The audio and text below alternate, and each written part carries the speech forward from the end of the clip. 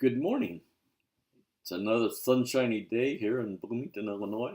Trust you're having a good day, not based upon the circumstances or the weather, but because you know that you belong to Jesus Christ. What a privilege. It's beyond our comprehension uh, to know that I am His and that He will never leave me nor forsake me. What a privilege. And what a privilege to be involved in ministry leadership. It's such a powerful privilege to be able to serve the King as we serve His people and His church. Never get over the awe of such a privilege.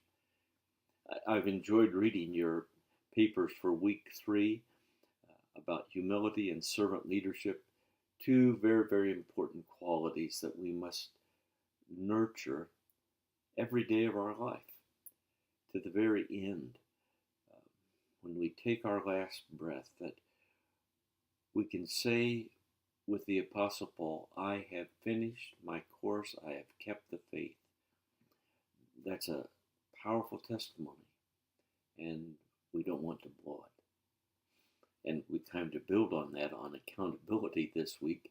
When we do blow it, we need to be realizing we are accountable and go back and make the apologies, ask for forgiveness that makes us exemplify what it means, as the Apostle Paul would write in 1 Corinthians 11:1, follow my example as I follow Christ.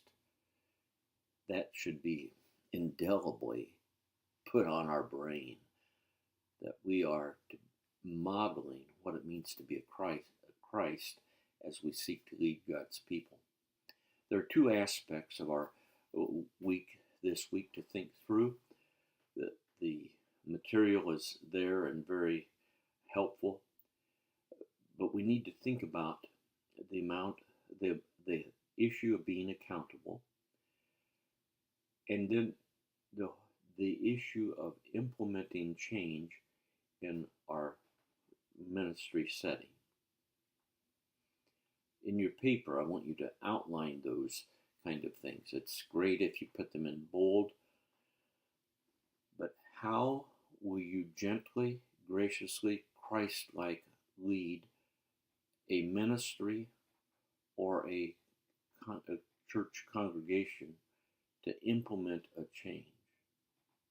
Some say, we're going to change as of next Sunday, or in 30 days, we're going to change. I don't think that is the Jesus way. So I want you to think about that carefully. Respecting people, respecting their gifting, respecting their wisdom, respecting their culture.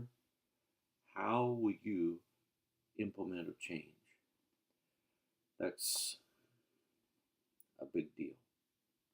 And as we have talked over these past weeks about integrity in ministry, there's two aspects of accountability. There's a personal aspect of accountability, but if I have a brother or sister who is straying from the way, I have an accountability responsibility to, in love, admonish them, to correct them, or as Paul wrote to Timothy, to preach the word.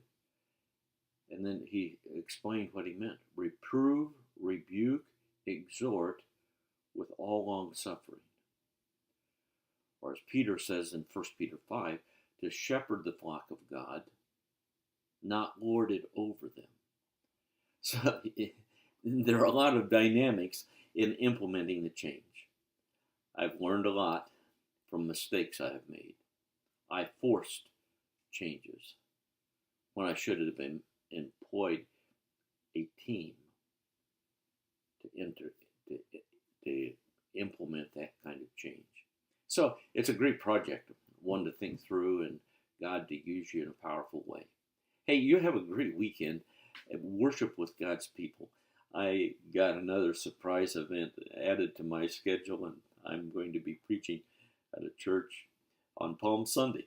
So I really appreciate your prayers. Uh, God's good to us. We've had a great training the last couple of days um, to continue to sharpen my ministry skills to bring glory to our Lord.